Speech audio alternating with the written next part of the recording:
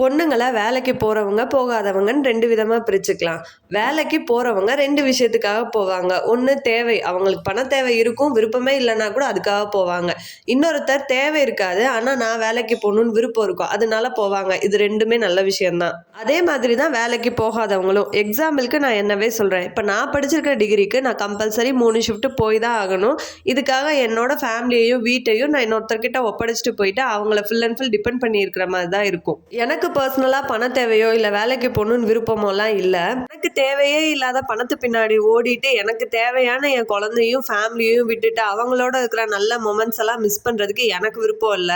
நம்ம அப்படியே வேலைக்கு போனாலும் பாரு குழந்தை தான் முக்கியம், குழந்தைங்கள பார்க்காம பணம் தான் முக்கியம்னு வேலைக்கு போறாங்க அப்படின்னுவாங்க. சரி நம்ம குழந்தைங்க தான் முக்கியம், வேலைக்கெல்லாம் போவேனா அப்படின்னு வீட்டுல வந்தோம்னா பாரு படிச்சுட்டு வீட்டுல சும்மா இருக்கா அப்படின்னுவாங்க. நான் சொல்றது கரெக்டா இருந்தா லைக் பண்ணிட்டு உங்க ஃப்ரெண்டு யார் சேம் சுச்சுவேஷன்ல இருக்காங்களோ அவங்க கூட ஷேர் பண்ணிக்கோங்க.